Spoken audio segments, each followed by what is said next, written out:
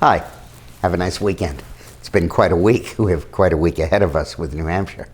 But for the weekend history video, I wanted to talk a little bit about how the primary system came to dominate the political process and how power really returned to the people.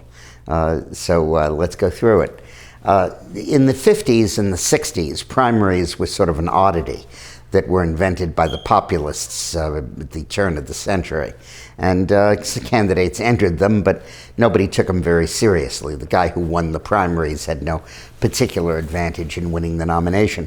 In fact, it kind of came to be that if the bosses were for you, you were going to get the nomination, and if they weren't for you, you went into the primaries. So entering the primaries was a sign of weakness, really, and there were only about 8 or 9 states that had primaries. All the others were just boss-dominated. That all began to change after 1968, when the political bosses in the Democratic Party nominated Hubert Humphrey, even though the voters wanted either Eugene McCarthy or Robert Kennedy had died, George McGovern. And the bosses jammed Humphrey down everybody's throat, even though he never entered a single primary fight. Kennedy won all the primaries, McCarthy won a few, and by the time when Kennedy was assassinated, the primaries were over, and Humphrey got the nomination without anybody voting for him except a handful of bosses.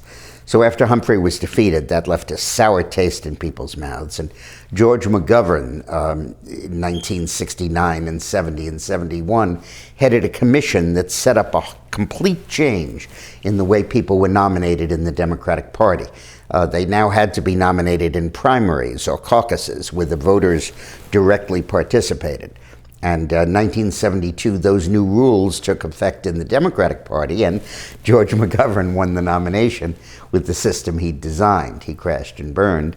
And then the Republicans felt constrained to follow, and all of a sudden bosses were out and primaries were in as the way to nominate a candidate. But no sooner did primaries take over than television took over the primaries. And what was intended as a power to the people really wasn't. It gave power to the fundraisers, the donors, the media gurus like me, and consultants, and not really to the voters, because people got really manipulated by television advertising. And power, again, went from the bosses to the consultants and the money people. Then a funny thing happened. People stopped watching television, or at least stopped watching network television. And the ratings of people watching primetime shows dropped enormously. Used to be about 28% of the country would watch a really good primetime show. Now they're lucky if they crack 10%. So since people aren't watching the same program, you can't hit them as easily through advertising.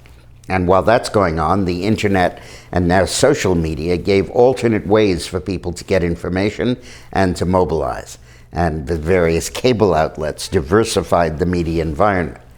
What that did was to restore power for the first time in our process to the people and not to the media. And that's why the media was always caught napping in Iowa. They'd be thinking Gingrich, Gingrich, Gingrich, and then Santorum would shoot up. So increasingly the media is losing control.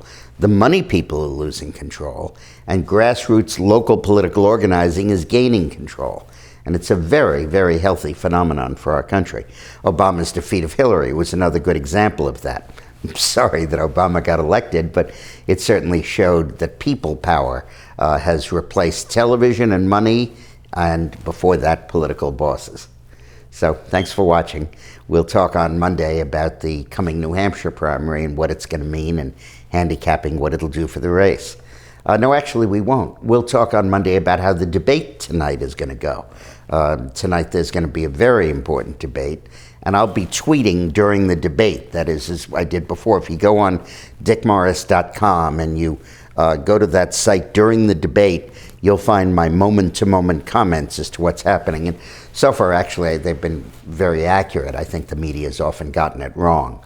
Like they thought Gingrich won the last debate, and it was clear that Romney did because Gingrich crashed right after that.